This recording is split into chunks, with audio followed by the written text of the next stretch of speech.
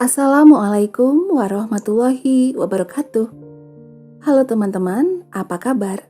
Semoga semuanya selalu dalam keadaan sehat walafiat.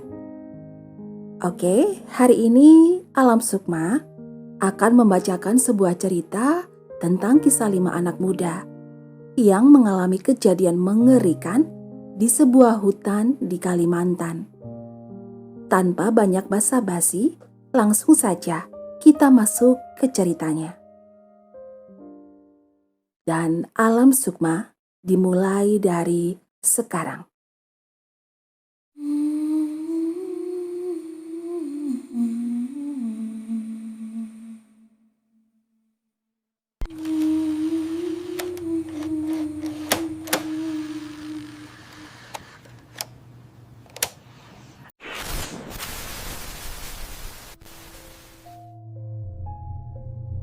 Lima sahabat, Dion, Rina, Bima, Sari, dan Leo, berasal dari kota yang sama di pinggiran Kalimantan.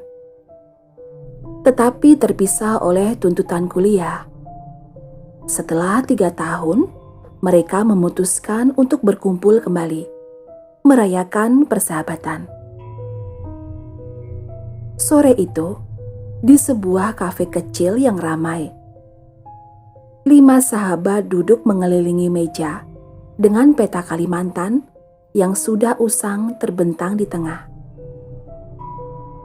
Dion mengetuk peta tepat di area pegunungan dekat sungai besar.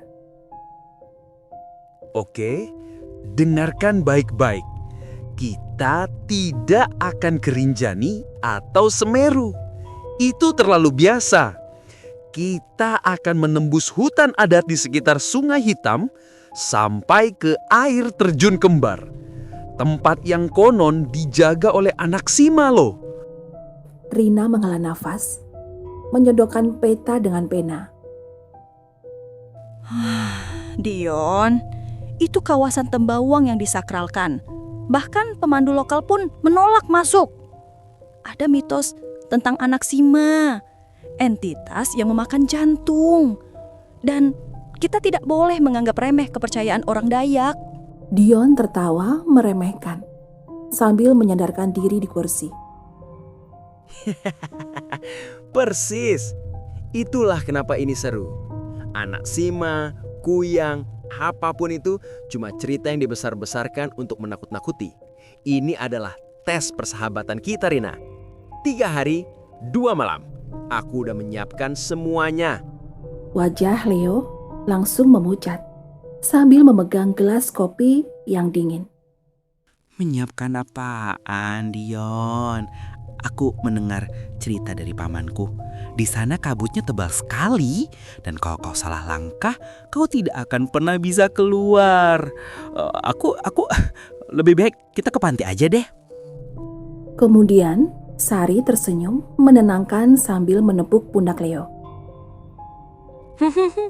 Tenang Leo, kita berlima, kita akan saling menjaga. Tapi Dion, serius, apa rencanamu untuk logistik? Daerah itu tidak ada sinyal sama sekali kan? Dion pun menjawab sambil mengeluarkan taring kecil berukir dari sakunya. Logistik sudah aman, dan untuk keamanan aku punya ini. Bima pun maju, matanya tertuju pada taring itu. Ia tampak lebih serius dari biasanya. Taring apa itu? Terlihat tua dan asing. Ini adalah taring ulak, yaitu harimau dahan yang sudah disucikan. Aku mendapatkannya dari seorang dukun tua. Katanya, ini adalah jimat penangkal paling kuat untuk roh-roh hutan di area Sungai Hitam. Selama jimat ini ada di antara kita, kita aman. Rina pun mencibir. Jadi, rencana kita bergantung pada sepotong tulang belulang dan tahayul. Bukankah itu kontradiksi dengan semangat membuktikan mitos cuma bualanmu? Anggap saja ini asuransi, Rina. Sekarang begini, aku yang memimpin, Bima yang menjadi penunjuk jalur karena dia tahu tentang hutan, Sari dan Leo bantu logistik. Dan Rina, kau bantu jadi penawar racun di kelompok ini. Bima lalu mengambil mandau kecilnya dari tas. Matanya masih menatap taring Dion. Aku bisa tunjukkan jalurnya. Tapi kita harus mengikuti aturan adat. Jangan merusak apapun. Dan jangan sekali-kali mencemari sumber air. Kalau tidak, jimat itu tidak akan berguna. Leo langsung gemetar. Tapi kalau ada yang hilang, kita harus putar balik ya. Janji. Dion tersenyum licik, seperti sedang menyembunyikan sesuatu. Janji, kalau kita semua berhasil kembali, kita akan punya cerita yang takkan pernah dilupakan. Minggu depan, subuh hari, kita berangkat. Siap? Bima yang pendiam dan punya kemampuan berburu warisan leluhur hanya mengangguk. Dia membawa mandau tuanya bukan untuk bertarung, melainkan sebagai penjaga tradisi. Sari, si penenang, selalu berusaha mendamaikan. Sementara Leo, yang dikenal paling penakut, hanya bisa pasrah ikut demi persahabatan. Perjalanan pun dimulai.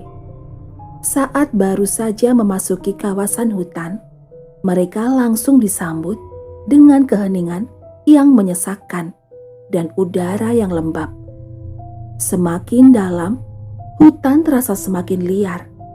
Pepohonan ramin raksasa menaungi langit, menciptakan kegelapan abadi di bawahnya. Setelah setengah perjalanan, mereka mulai menemukan jejak-jejak aneh. Ada beberapa ikatan tali dari rotan yang menyerupai simbol aneh tergantung di dahan pohon. Leo menjadi semakin cemas. Dia bersumpah kepada teman-temannya bahwa ia mendengar suara tawa anak kecil yang melengking, disusul dengan bau anyir yang menusuk hidung. Bahkan saat tidak ada apa-apa di sekitar mereka. Konflik memuncak saat Bima yang mengikuti naluri pemburunya menemukan sebuah pondok kecil yang tersembunyi di balik rumpun bambu. Di dalamnya ada perapian yang masih hangat dan sebuah ranjang kecil yang terbuat dari daun. Ini bukan pondok pemburu, ini tempat tinggal. Kata Rina menggigil. Dion mengambil kesempatan itu untuk membual. Lihat, tidak ada anak Sima. Hanya orang gila yang tinggal di sini. Ayo kita bermalam di sini. Kita hemat waktu. Malam itu, saat mereka tertidur, Leo terbangun oleh sentuhan dingin di kakinya. Samar-samar, ia melihat sosok anak kecil berwarna hitam legam berdiri di ujung ranjang. Matanya memancarkan cahaya merah darah. Anak itu tidak menangis. Ia hanya tersenyum lebar, memperlihatkan deretan gigi runcingnya. Seketika, Leo menjerit histeris, dan semuanya langsung terbangun. Tapi, tiba-tiba, anak itu menghilang tanpa jejak. Dion, Bima, Rina, dan Sari bersikeras Leo hanya bermimpi buruk. Namun Bima memperhatikan sesuatu. Di punggung Leo, tepat di area jantung, ada goresan kecil dan baru seperti luka cakar. Setelah kejadian itu, Leo tidak pernah kembali ke kondisi normalnya. Gangguan makhluk itu menyebabkan trauma instan untuk Leo, mengubahnya menjadi seseorang yang sepenuhnya dikuasai oleh rasa takut. Pagi hari, setelah malam mengerikan yang dialami Leo, kelima sahabat itu sedang memeriksa sisa-sisa persediaan mereka. Udara terasa tegang dan kabut tipis masih menyelimuti pepohonan di luar. Rina yang sedang menghitung sisa ransum, wajahnya terlihat tegang. Kita kehilangan hampir setengah ransum kering kita, termasuk semua obat sakit kepala dan beberapa baterai senter cadangan. Tidak mungkin ada binatang buas yang mengambil makanan saja dan meninggalkan sisanya utuh. Semua mata tertuju pada persediaan yang tersebar di atas kain terpal. Semua orang saling pandang, kecuali Leo yang masih meringkuk di sudut. Matanya merah karena kurang tidur dan menangis. Kemudian Dion berjalan perlahan ke arah Leo. Nadanya dibuat terdengar prihatin, namun terdengar jelas ada nada menuduh yang tersembunyi. Leo, kau semalaman tidak tidur. Kau juga yang paling panik dan mondar-mandir di pondok. Kau lihat sesuatu? Leo menggeleng dengan kuat. Dia menjawab pertanyaan Dion dengan suara parau. Aku tidak tahu. Aku hanya melihat anak Sima. Aku bersumpah, aku tidak menyentuh makanan. Aku terlalu takut untuk bergerak. Dion mengambil sebuah kantong plastik kecil yang kosong dari tumpukan persediaan mereka. Dion dengan cepat menuju kantong kosong itu, lalu menatap tajam ke mata Leo. Aku mengerti kau takut, Leo. Kita semua takut. Tapi coba pikirkan ini. Siapa yang tadi malam terus merengek minta pulang? Siapa yang bilang hutan ini terlalu menyeramkan dan ingin mengakhiri perjalanan ini? Leo memundurkan tubuhnya. Aku hanya ingin selamat. Tentu. Dan bagaimana cara termudah untuk meyakinkan kita semua untuk putar balik? Membuat kita kelaparan. Jika ransum kita habis, kita terpaksa harus kembali, kan? Sari yang mulai melihat munculnya konflik mencoba menengahi. Dion, jangan menuduh begitu saja. Leo sedang shock. Mungkin kita salah hitung. Dion memotong perkataan Sari dengan tegas. Salah hitung atau sengaja disembunyikan? Leo, di mana kau membuangnya? Jujur saja, kau panik, kau sembunyikan makanan dan obat, berharap kita akan menyerah. Aku tidak menyalahkanmu karena takut, tapi kau membahayakan kita semua. Dion melangkah maju. Postur tubuhnya mengintimidasi, membuat Leo gemetar hebat. Air mata kembali membanjiri matanya. Lihat goresan di punggungmu itu, Leo. Kau bilang anak Sima yang melakukannya. Tapi aku mulai berpikir mungkin goresan itu bukan dari makhluk halus. Mungkin itu goresan saat kau merangkak di semak-semak, menyembunyikan ransum kita saat kau berpikir kita semua sudah tidur. Bima mulai merasa tidak enak dengan arah pembicaraan ini. Dion, hentikan. Tetapi Dion mengabaikan Bima. Tatapannya mengunci Leo. Aku tidak akan mengusirmu, Leo. Tapi jujurlah, aku dan teman-temanmu yang lain harus tahu apakah kita bisa mempercayaimu untuk bertahan hidup di hutan ini. Apakah kau yang mencuri ransum atau kau gila dan melihat hantu? Pilih salah satunya, Leo. Leo tidak mampu menjawab. Tekanan rasa takut akan anak Sima dan tuduhan pengkhianatan dari sahabatnya sendiri membuat pikirannya hancur. Ia hanya bisa menangis keras. Suaranya pecah, membuatnya terlihat semakin bersalah di mata Rina dan Sari, dan semakin mengukuhkan cerita yang diciptakan Dion. Leo akhirnya berteriak dengan keras. Aku tidak tahu. Aku tidak tahu. Aku hanya ingin pulang. Aku melihatnya. Aku tidak mencuri. Dion mundur. Ekspresinya terlihat kecewa dan lega di saat yang sama. Manipulasinya berhasil. Sekarang, tidak peduli apa yang terjadi, Leo telah diisolasi sebagai mata rantai terlemah dan sumber masalah dalam persahabatan mereka. Sebuah kondisi sempurna untuk rencana pengkhianatan Dion. Bima yang merasa ada kejanggalan memisahkan diri untuk memeriksa lingkungan sekitar. Di kejauhan, ia melihat Dion sedang bersembunyi di balik pohon, mengubur sesuatu. Bima mendekat dan menemukan kantong yang berisi sisa-sisa makanan mereka. Dion, apa yang kau lakukan? Bima membentak. Mandau di tangannya terangkat. Tetapi Dion tidak gentar. Bahkan ia menyeringai. Tenang, Bima. Ini demi kebaikan kita semua. Aku menjaga keseimbangan. Dion kemudian mengungkapkan rahasia keji yang disimpannya. Dia mengakui bahwa taring yang ia bawa bukanlah jimat pelindung, melainkan pemberian dari seseorang dukun di kampung pinggiran. Dukun itu berjanji jika Dion bisa membawa mereka masuk ke wilayah terlarang dan membuat salah satu dari temannya tersesat, maka dia akan mendapatkan kekayaan dan keberuntungan abadi. Anak Sima tidak tertarik pada orang asing biasa, Bima. Dia tertarik pada persahabatan yang retak dan hati yang penuh rasa takut. Aku hanya perlu memastikan salah satu dari kita benar-benar siap menjadi santapannya. Bisik Dion, matanya penuh kegilaan. Bima terkejut. Ia baru menyadari bahwa Dion adalah tumbal hidup bagi anak Sima. Konflik fisik pun terjadi. Bima berhasil melukai lengan Dion, tetapi Dion berhasil melarikan diri, membawa satu-satunya kompas mereka.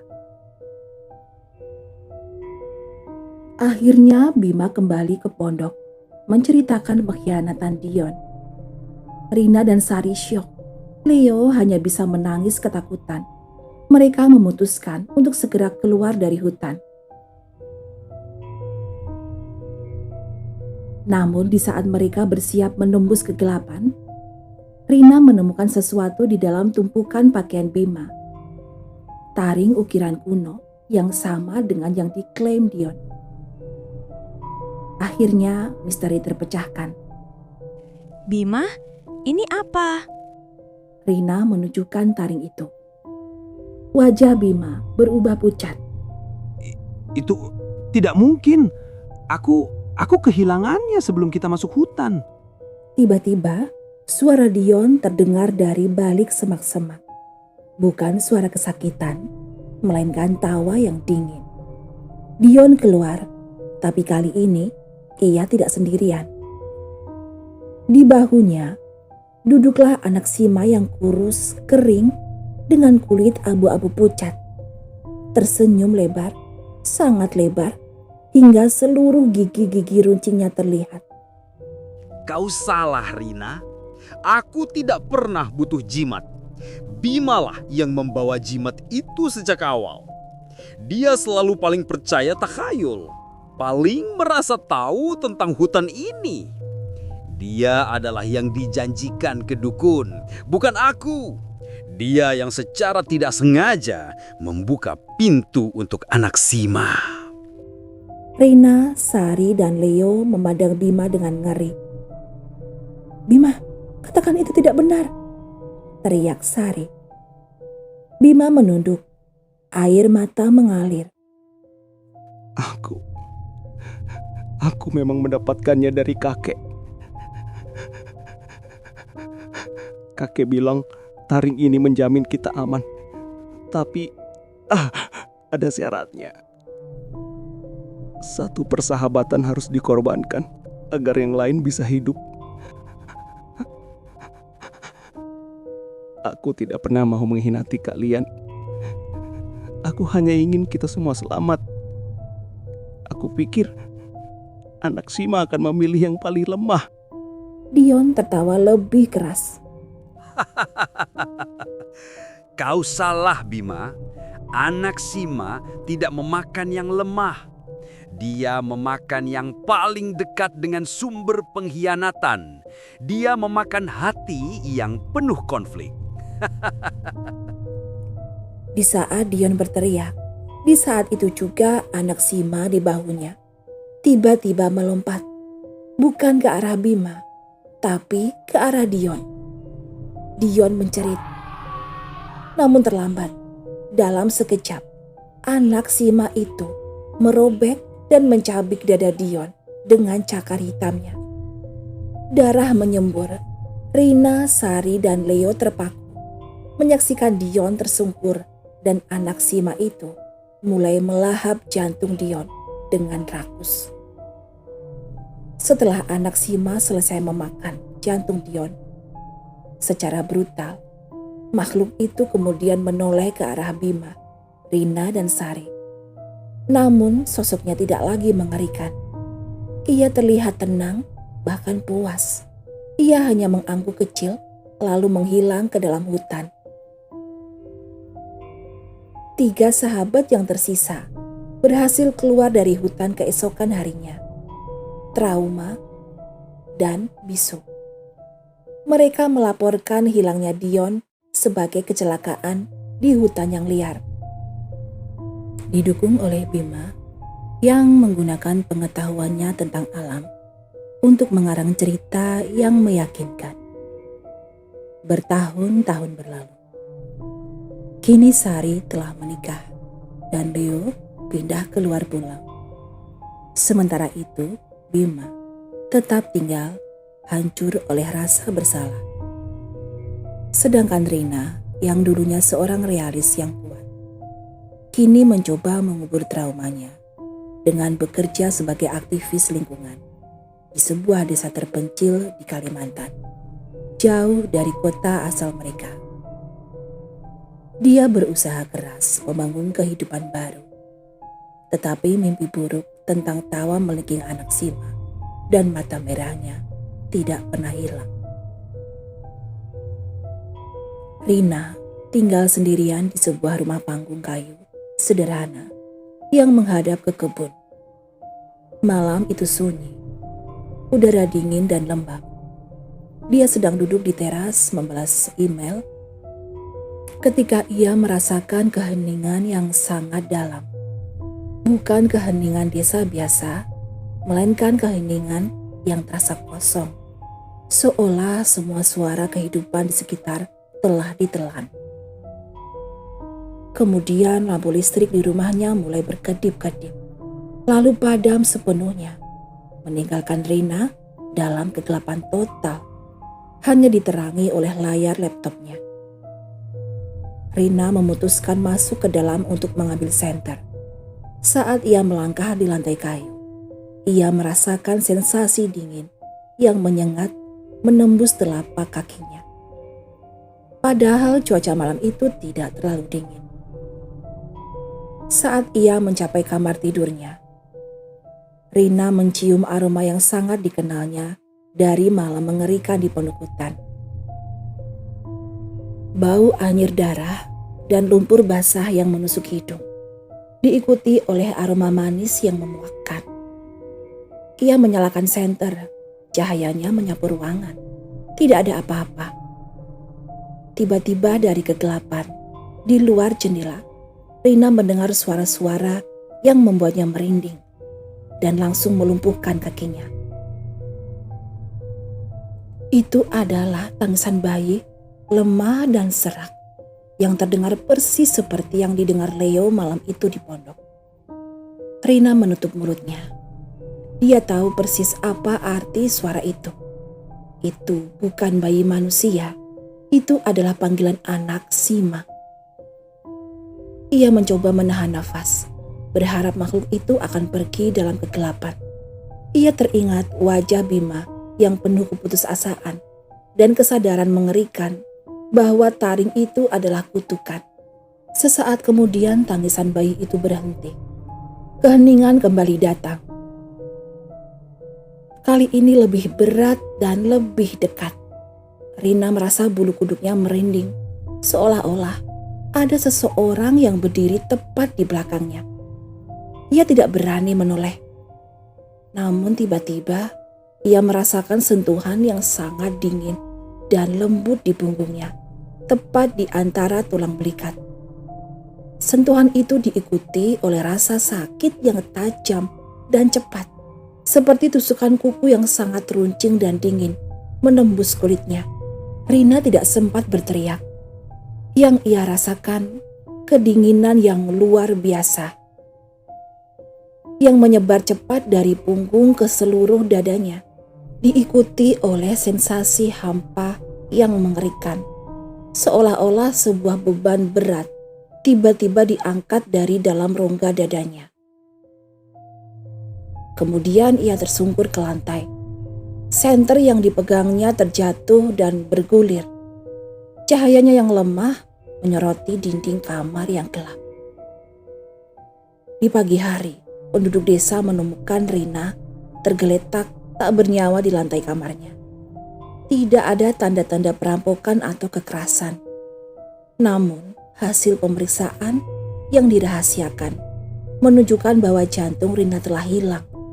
Dikeluarkan dengan presisi yang mengerikan dari sayatan kecil dan bersih di punggungnya, tepat di area jantung. Sebuah tanda tak terhindarkan dari kunjungan anak Sima. Kematian Rani menjadi bukti mengerikan bagi Bima bahwa kutukan anak Sima benar-benar abadi dan akan terus memburu siapapun yang pernah menjadi bagian dari persahabatan yang telah dikorbankannya. Di suatu pagi yang mendung, telepon Bima berdering. Itu adalah Leo. Suaranya parau dan terisak. Bima, Rina sudah tiada. Mereka bilang serangan jantung, tapi tidak mungkin. Bima merasakan darahnya surut.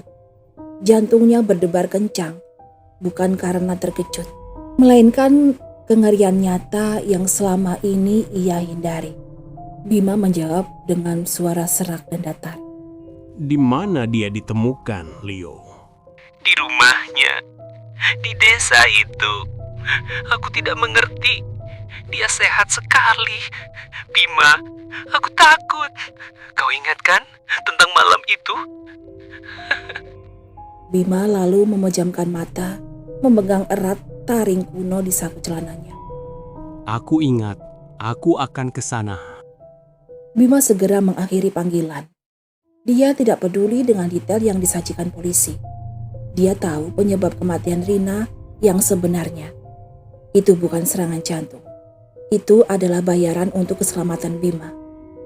Bima masuk ke kamarnya, mengunci pintu dan mengeluarkan taring ukiran itu. Dia meletakkannya di atas meja kayu. Taring itu tampak lebih gelap, seolah telah menyerap kegelapan. Bima pun berbisik, suaranya penuh putus asaan. Kau mengambil Dion. Dia memang pengkhianat, tapi Rina adalah yang paling tidak bersalah. Dia hanya ingin kita semua selamat. Ia menjatuhkan lutut di depan meja. Air matanya mengalir, tetapi ekspresinya lebih pada kengerian yang dalam daripada kesedihan biasa. Ia akhirnya mengerti arti sebenarnya dari kutukan itu yang diucapkan Dion di hutan. Dia memakan yang paling dekat dengan sumber pengkhianatan. Bima adalah sumbernya, si pembawa jimat, dan Rina adalah orang yang dicintainya yang pertama kali menjadi target setelah Dion. Setelah kematian Rina, Bima benar-benar menghilang.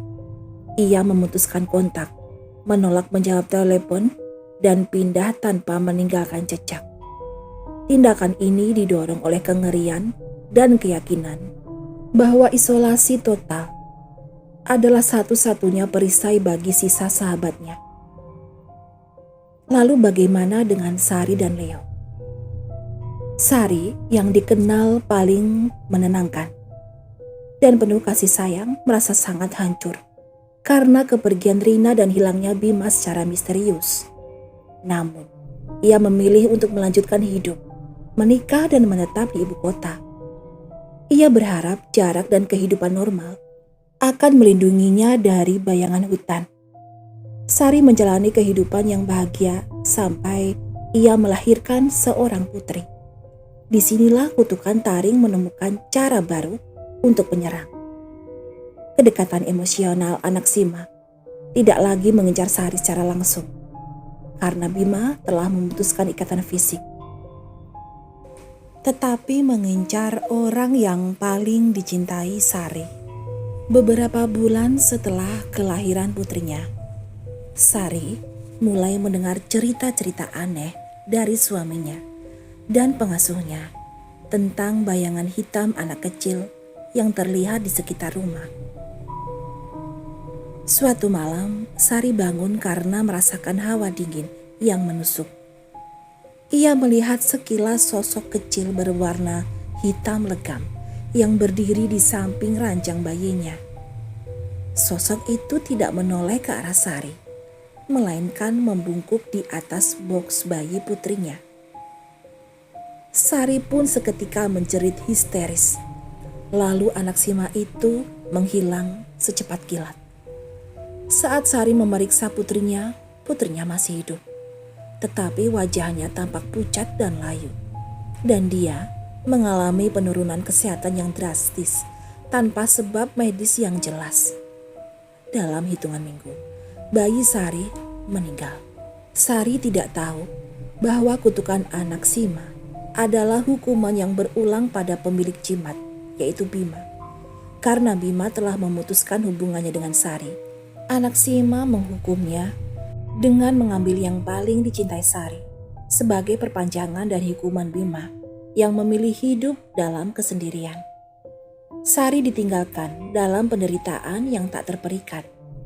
Pernikahannya hancur dan hidupnya menjadi hampa. Leo, yang paling penakut, langsung mengalami gangguan mental parah setelah kematian Rina. Ia meyakini bahwa ia akan menjadi target berikutnya. Ia pindah keluar pulau, bahkan keluar negeri, mencoba sejauh mungkin dari tanah Borneo dan hutan itu. Leo menjalani hidup dengan ketakutan. Ia tidak pernah membangun hubungan yang intim. Takut jika ia mencintai seseorang, orang itu akan ditarik dalam kutukan. Leo memilih mengisolasi diri sebagai pertahanan. Ia hidup sendiri di apartemen kecil yang tertutup. Namun setelah bertahun-tahun, Leo berpikir ia telah berhasil. Tetapi ketakutannya tidak kunjung mereda. Suatu malam, ia mendengar tangisan bayi yang samar-samar dari ventilasi apartemennya. Leo yang kini secara mental sangat rapuh, tahu bahwa ia tidak bisa lari lagi. Ia mengunci dirinya di kamar mandi, menggigil ketakutan. Kali ini anak Sima tidak muncul untuk memakan jantungnya. Anak Sima tahu bahwa Leo sudah lama mati di dalam. Seminggu kemudian, bau busuk tercium dari kamar Leo. Polisi mendobrak pintu apartemen Leo setelah ada laporan dari tetangga bahwa mereka mencium bau tidak sedap. Polisi menemukan Leo telah meninggal karena bunuh diri dengan tragis. Di dinding kamar mandi dengan darah, Leo menulis satu kata yang diulang-ulang. Sima, Sima, Sima. Lalu Bima, yang tersembunyi di pelosok Kalimantan, mendengar kematian Leo dan mendengar kabar penderitaan Sari. Ia kini tahu bahwa keputusannya untuk hidup sendiri bukanlah akhir, melainkan hukuman abadi yang paling kejam. Dia adalah satu-satunya yang selamat. Seorang pria yang hidup tanpa cinta, tanpa sahabat, dan tanpa kedamaian. Ia harus membawa taring kuno itu, menjaga jarak dari semua orang yang ia temui. Dan setiap malam, ia menunggu dengan ketakutan yang dingin. Siapa yang akan anak Sima ambil selanjutnya dari masa lalunya yang ia cintai? Dan begitulah kisah kelam dari Rimba Hitam Borneo berakhir. Namun kengeriannya tidak pernah usai. Dion, sang pengkhianat, membayar harga dengan jantungnya di hadapan anak Sima. Rina, si realis yang berhati baik, direnggut bertahun-tahun kemudian, menjadi bukti bahwa jarak tak berarti bagi kutukan kuno. Sari, yang paling tenang, ditinggalkan hidup-hidup, namun dihukum dengan kehilangan yang paling berharga. Dan Leo, yang paling penakut, pada akhirnya tidak lari dari anak Sima. Ia justru lari menuju pelukan kematiannya sendiri, hancur oleh teror yang tak terlihat. Namun di balik semua kengerian itu, tetap ada satu sosok yang tersisa, yaitu Bima. Dia adalah sang penjaga taring kuno. Ia selamat, iya, tetapi itu adalah keselamatan yang terbuat dari isolasi dan keputusasaan. Bima kini hidup dalam kesendirian yang dipilihnya, jauh di pedalaman, menjaga jimat terkutuk itu. Sebuah benda yang menjamin keselamatan fisiknya, namun menuntut setiap ikatan emosionalnya sebagai bayaran. Setiap malam, ia mendengar bisikan angin dan tawa samar anak Sima. Bima tahu, selama ia hidup, taring itu akan memutuskan ia aman. Tapi setiap kali ia bertemu mata seseorang, setiap kali ia merasakan sedikit pun kehangatan persahabatan, ia tahu ia sedang menandatangani surat hukuman mati untuk mereka. Ia adalah satu-satunya yang selamat dari rimba hitam. Tetapi ia adalah orang yang paling terkutuk. Karena bagi anak Sima, kengerian sejati bukanlah kematian, melainkan hidup abadi dalam kesendirian. Tahu bahwa keselamatanmu selalu didirikan di atas makam orang-orang yang kau cintai. Menurut kalian, apakah Bima harus tetap hidup sendiri? Ataukah haruskah ia mencari cara untuk menghancurkan taring itu, meskipun harus mengorbankan nyawanya sendiri? Beri komentar di bawah. Dan itulah tadi kisah kutukan rimba hitam. Semoga kisah ini bisa memberi hikmah, atau setidaknya bisa jadi teman ngopi santai kalian hari ini. Terima kasih untuk semua yang sudah mendengarkan. Dan jangan lupa untuk mendengarkan kisah-kisah selanjutnya. Tinggalkan like jika teman-teman menyukai kisah ini. Subscribe dan nyalakan lonceng notifikasinya agar tidak ketinggalan cerita-cerita selanjutnya. Sampai jumpa di kisah berikutnya.